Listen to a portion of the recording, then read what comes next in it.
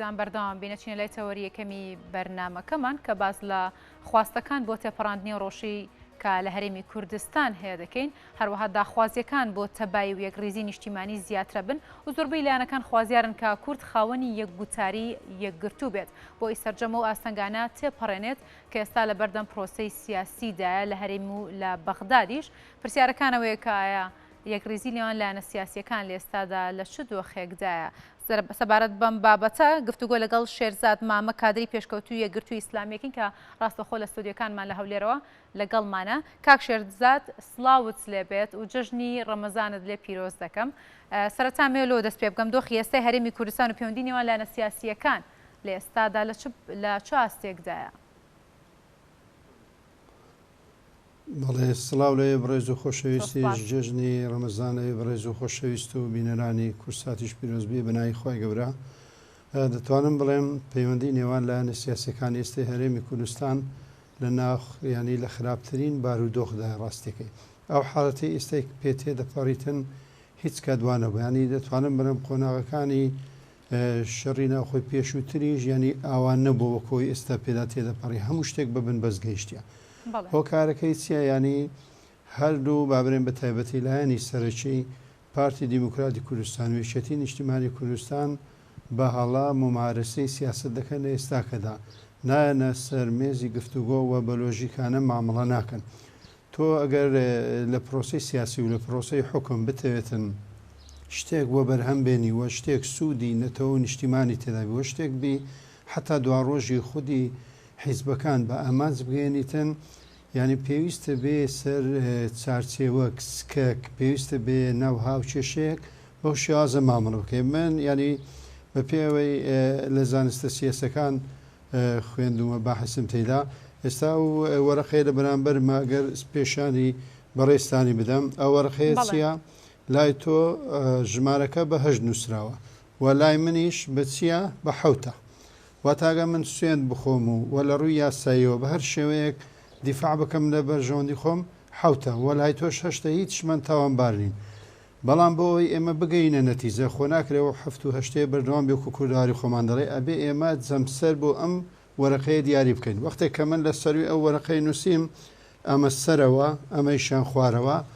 ئەو کات حەق و ناحەقی من و تۆ بەدیار دەکەویتن. ئەو کات دەتوانین پرۆسی سیاسی لە هەرێمی کوردستان بێنینە سەر ئەو سکە لۆژیک و زانستەی کە بە پێی ئەتەشێتی حکومڕانی و زانستە سیاسەکان لە هەموو وڵاتان ممارسە دەکرێتن. بۆیە پێویستە پارتی و یەکێتی لە 92 کە کۆتاییان بە شەرعێتی شۆڕژێڕی هێنا هەڵبژاردنیان کرد پێویستە ئێستش و دوای قۆناغی 2003 ڕوخانی ڕژێم و بە موەسسەکردنی هەرێمی کوردستانەوە بێن لەسەر پرۆسەی سیاسی ڕێک بکەون جەمسەر دابنێن بۆ پرۆسی سیاسی لە هەرێمی کوردستان ئەو کات شتەکان زۆر ئاسان دەبێتن و لە کۆتاییشدا ملت براوە دەبێت نیشتیمان براوە دەبێ و حیزبەکانیش براوە دەبێت. بەڵێ کاک شێرزاد وەک دەزانی زۆربەی لایەنەکان لەگەڵەوەجان کە یەکڕێزی و تەبایی لە نێوان لایەنەکاندا هەبێت بۆ تێپەڕاندنی ئەم دۆخی کە لە ئێستادا لە هەرێمی کوردستان هەیە. وەک دەزانین لە دۆخێکی زۆر ناهەمواردە هەرێمی کوردستان. پێدوانیە لایەنێک بیاوێت بە تاگڕەوی دەسەڵات بەڕێوەبەرێت و ئەم دۆخەی لە هەرێمی کوردستان ڕەخسان بێت؟ خۆی ڕاستەکەی تۆ ئەگەر بتێ بابرێن وەکو وتم لە ئێستاکەدا ئەگەر حەق و ناحەق یاخود بابرێن کامەلایەن ناحەقە و کامەلایەن حەقە و کامە بابرێن یەکڕێزی نیشتیمانی دێتن دەبێتن تۆ بابرێن لەسەر ئەساسێک لەسەر وەرەقەچی زانستی علمی وەرەقەچی سیاسی و وەرەقەچی بابرێن ئەتەچەتی پرۆتۆکۆلی حکومڕانی لەسەر ئەوە بێ قیاسی بکەی ئەو کات ئەو لایەنە بەدیار دەکەویتن کە کامیان حەقە و کامیان ناحەقە. بۆ ینی لە ئێستاکەدا وەکوتم پێدوانیە لە ئێستادا دەرکەوت بێت کاک شێرزاد کە کێ لەسەر ناحەقە لەسەرەوەی کە ناتە نێوان ناتە لەگەڵ لایەنەکانی دیکەدا کۆک بێت و لەگەڵیان ڕێبکەوێت؟ خۆی ینی ئەمە ئەگەر بەڕاشکاونە ورتر قسەی بکەین هەردوو لایەن وەکوتم تێدە تاوانبارن. بۆ نمونە ئێستاگە بڕۆی مفاتەحەی پارتی دیموکراتی کوردستان کە لە ئێستاکەدا کە زیاتر کێشەکە چۆتە سەر پێکەنانی کابینەی حکوومەتی عێراقی کە بۆتە عەرقەلەکی زۆر گەورە هەم پرۆسی سیاسی لە عێراق شێواندەوە و هەم لە هەرێمی کوردستانیش هەموو شتێکی بە من بەس گەیاندووە ئەو وەڵامی خۆ هەیە دەڵێ لە هەڵبژاردننی پێشووی ئەنجومەی نوێرانی عراقەوە کاتێکە پرۆسی سیاسی لە سەرتا بوو پێک بهێنرێتن یەکێتی نیشتیمانی کوردستان بەبێ ڕێکەوتن لەگەڵ پارتی سەر و کۆماری هەربژارد بۆیە ئێستا ئەمە ترسوانەیە جارێکی تر ڕێکەوتنێکی نیە هەبی ئەوە لێرەوەڕا ئەوە وەڵامیتی وە بە هەمان شێوە یەکێتی نیشتیمانی کوردستان بە پێ ئەوەی کە ئێستا پۆستی سەرۆکی هەرێم و سەرۆکی ئەنجومەنی وەزیرانە هەرێمی کوردستان بەدەست پارتی دیموکراتی کوردستانەوەیە دەستکەوتەکانی بەغدا و ئیستحقاقی بەغدا بەبێ قسە لەسەرکردن پێویست وا بوو ینی بدرێتە یەکێتی بە پێوەی ئەو دوو هێزەیە زۆرترین کورسیان بەدەستێناوە و لە هەرێمی کوردستان لە هەردوو زۆنەکەی هێزی باڵا دەستن بەڵام ینی ئەو کە دانی پێدانانێەوە ئێستاکە و دەیەوێتن بۆ نمونە سەر و کۆماریش ببێتە پشتی پارتی دیموکراتی کوردستان ئەو وابرێن مامەڵی ئێستای هەردوو لایەن لە ڕووی لۆژیکی سیاسیەوە ڕاستەکەی مامەڵەشی ناتەندروستن لە کۆتایی هەردووچیان خراپ دەکەن و هەردووشیان بە دۆڕاو حیسابن ئێستاکە چێ براوە کامیان ینی تۆ پێم بڵێ کامیان ینی بابرێن بەو عینادە سیاسێکی هەیە لە هەرێمی کوردستان کەم و مارەسە دەکرێتن کام لایەن براوەیە بەڵکو کۆی پرۆسی سیاسی لە هەرێمی کوردستان لەژێر پرسیاردا بووینەتە شتێک بەدەست لە نەشیعەکان و وەلایەنەکانی تری ئیقلیمیەوە هەر ڕۆژێ بەنەوەیەک ئاراستەی هەرێمی کوردستان دەگۆڕنەوە بەرژۆندی خۆیان ئەوەی کە تێیدا زەرێرە یاخود وابرێت زەرمەندە گەری کوردستانە و هەردوو لایەنی سەرەکی هەرێمی کوردستانە. بەڵێ کاک شێرزاد باس لەوە کرد کە هەردوو لایەنەکە تاوانبارن لەوەی کە ئەم دۆخە ئێستادا دەرخسێنرێ بەڵام ئەوەی کە دەبینین و دەزانین پارتی دیموکراتی کوردستانەکە ڕێ ناکرد لەگەڵ لایەنەکانی دیکەدا یەکێتی نیشتیمانی کوردستان لە سەرەتاوە باسی لەوە کرد کە ئێمە لە سەرەتادا ڕێکەوتنمان کردووە لەسەر پۆستەکان کاسەر و کۆمار دەبێت پۆستی یەکێتی بێت و لە پۆستەکانی دیکە ئەو پێشترەوە ڕێکەوتبوو لەسەری کە پۆستی جێگری سەرۆکی ئەنجومەنی نوێنەران بۆ پارتی یاخود هەندی سەرۆکی حکوومەت بۆ سەرۆکی هەرێم و حکوومەت بۆ پارتیە بەڵام لێستادا پارتی دەیەوێت بە تاگڕەوانە یاخود عینادی سیاسیە کات لەم کاتەداکە دەیەوێت حکوومەت بەڕێوە بەرێت پێدوانیە تەنها و لایەنە بێ زیاتر ئەم دۆخەی ڕەخسان دەبێت کە لێستادا هەیە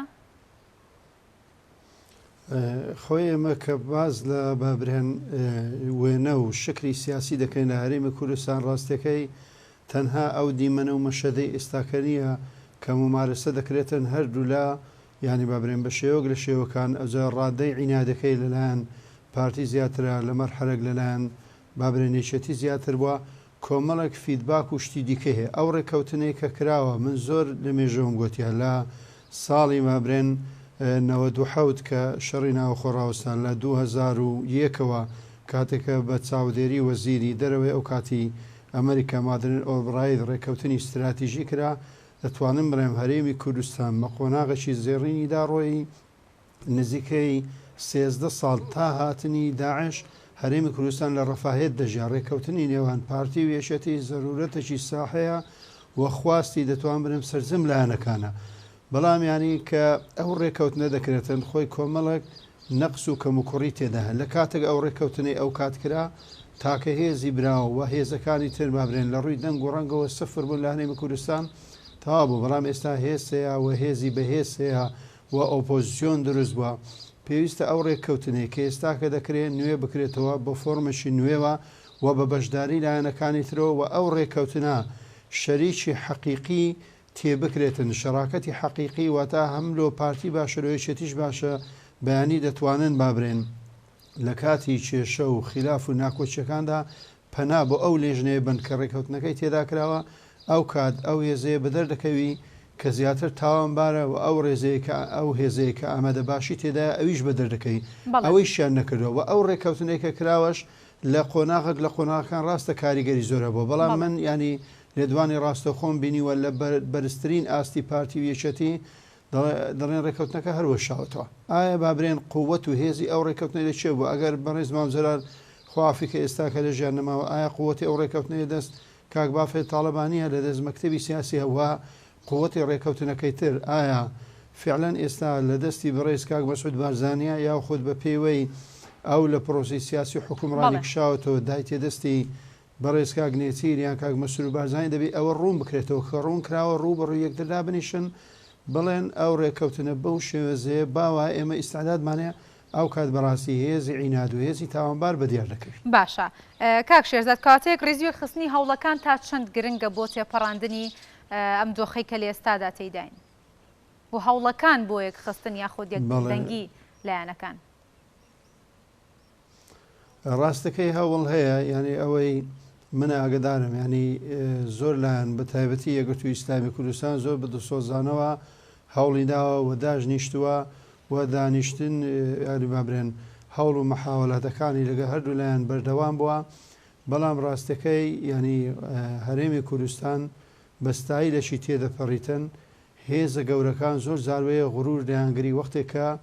ڕێکەوتنی تر دەکەن لە دەروی بازنەی هەرێمی کوردستان. هەر هێزێکی سیاسی ڕێکەوتن بکاتن بەبێ هێزە کوردستانیەکان لە دەروی بازنەی سیاسی هەرێمی کوردستانەوە ئەو کات تەنها ماڵوێرانی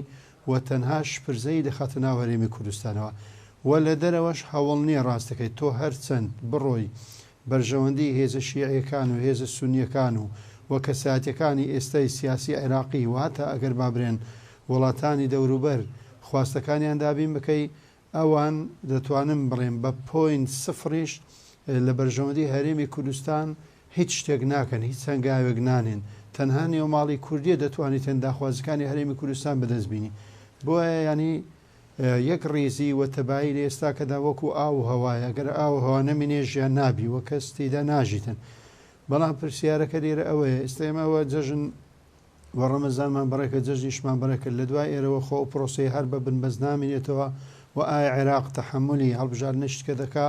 و هەرێمی کوردستان وا لە دەواازەی هەڵبژاردنێکە پێویست بوو تا ئێستا مەرسومی سەرۆکاتی هەرێمی بۆ دەرچیوە کۆمسیۆن ئامادەکاری بکاتن ئەوانە هەمووی بە بنبەستگەیە. بۆیە دووبارە دەبێنەوە سەرخاڵی یەکەم کارکتەری سیاسی یەک لە ناوێچەتی وە کارکتەری سیاسی دەرەجەیەک لە ناو پارتی کامانان پێویستە کۆبنەوەک بکرێت دوور لە میدیاکان و دوور حتا لە شوێنە فەرمیەکان دابنیشن ڕوو بە ڕوو بە ڕاشکاوانەوە هێلێک دابنێن وەکو وتم جەمسەرێک دابنێن بۆ پرۆسی سیاسی لە هەرێمی کوردستان. ئەو کات دەتوانن بگەونە خاڵەکانی سەرەتای دەستپێکردنەوەی شکلێک و فۆرمێکی نوێ و بتوانن لەگە ئەو دۆخی ئێستا مامەڵە بکەن شەڕی ئۆکرانیا لە گۆڕەیە دەتوانن بڵێن بابرێن بەڵانسی هێز و جەمسەرەکانی دنیا لە گۆڕانکاریدایە و چاو لەسەر هەرێمی کوردستانە بۆی ببیتێ سەرچاوی وزە لە بۆ وڵاتانی ئەوروپا و شوێنی تر ئەو خلافانە قوڵتر نەبیتەوە هەمووی بقۆزینەوە بخێنە ناوسەر لەو هەگبەی هەرێمی کوردستان تاوەکو لە کۆتایی بە خۆش گوزارانی لە بۆ کوردستان تێدا دەربێت. بەڵێ کاک شێرزاد بە بڕۆیتەوە باشترین چارەسەرەکان بۆ تێپەڕاندنی ئەم دۆخە چییە کە باز بکرێت لەو کۆبوونەوانی کە پێویستە لایەنە سیاسیەکان لەسەرێک مێزی گفتوگۆ کۆ ببنەوە و باسی لێوە بکەن؟ خۆی لە پرۆسی سیاسی شتێکەیە ینی لە زۆربەی وێبسایت و لە هەموو شتەکان شتێکەیە پێدەوترێ هۆم ماڵەوە و کەوتت ماڵەوە یا خود ماڵ دەبێ خاوێنێکی هەبێتن. باوک قوربانی بە زۆربەی حەز و خواست و شتەکانی خۆی دەداتن لە پێناو عائیلە و پاراستنی عائیلە و کچ و کوڕ و خێزان و ماڵەوە و ئەو عائیلەی دەوروبەریتی. سەرکردەکانی سیاسی لە هەرێمی کوردستان ینی بە شێوەک تێگەیشتینە گەیشتینە خاڵەکی خەریکە برێم گەڕانەوەی لە بۆ نەبی سەقفی بابرێن ناکۆچەکانیان زۆر بەرزکردیتەوە. لێرەوە من ڕای دەگەێنم ینی ئەوان بەبرێن هەموو سەرکردی سیاسەکان بە تایبەتی هەردوو هێزی باڵا لە هەرێمی کوردستاندا هەر سازش و هەر تەنەزولەک و هەر هاتنە خوارێک لە ئاستی تموحی داواکاری حیزبی و شەخصیەوە گەورەترین سەروەری لە بۆ ئەو کەساتەی و لە بۆ ئەو حیزبەی و لە بۆ ئەو ستافێک ئێستاکە ئەو حیزبی بەڕێوە دەبات تۆمار دەکرێتن ڕاستەکەی ئەوان وا تێدەگەن تەنەزول لە داخوازیەکان و هینانە خوارەوەی سەقفی داوایەکان شکانی حیزبەکە و لە ناچوونی حیزبەکە و سەرکەوتنی بەرامبەرە لە لۆژیکی سیاسی ئەوەی نییە با بڕۆن بخوێنن مستەشاریانەیە خەڵکیانەیە بڕۆن پرز بکەن هەر کاتێک پارتی و یەشێتی گەویشتنە ئەو قەناعەتەی کە سازش لەسەر داخوازی حیزبی لە بەرامبەر خواستەکانی نەتەوەی وە خۆشگوزرانی خەڵک سەقفێکە یاخود وابرێن داوایەکە مەبدەئێکە ئەوان ئەگەر بیکەن ئەو شتێ تحقیق دەبێتن ڕاستەکەی پێگەورە دەبن خۆ من ئێستا بابرێن لە لایەنێش ترم لە حیزبێکی ترم ئەو قسەیە ینی بابرێن لە بۆ من کە مەدحیوانی پێ بکەم شتێکی وەکو برێن ناگونجاوە من دەبێ هەر مەدح و وەکو ببرێن سەنای حیزبەکەی خۆم بکەم بەڵام کە دەرێم ئەوان پێگەورە دەبن و ئەوان دەتوانن سەروەریەک تۆمار بکەن بۆیە لەو خاڵەوە دەست پێ دەکاتن بۆی ئەوە دەستپێکی خاڵەکانە تۆ ئەگەر هاتی لەسەر مێژی گفتوگۆ دانیشتی ئەو کات دەتوانین لەسەر شتەکانیتە ڕێک بکەوی و بەشداری هێزەکانی تر وەکووتم ئەو خاڵەیە زۆر گرینگە دەتوانیتن ڕاستەکەی ئەو بنبەستەی کۆتایی پێبینی و ئەو گرێ کۆرەیە بکاتەوە ئێمە توروسکە ڕۆناکایی لەسەری تونێلەکەمان بەبەرچاو بکەوی هەم بابرین پرۆسی سیاسی دەبژێتەوە هەمیش ملت بە خۆشگوزەرانی خۆی دەگا و ئومێدەش بۆ دروست بەڵێ کاک شێرزاد ئێوە وەکو حەزبی یەکگرتووی ئیسلامی هەوڵەکانتان بۆ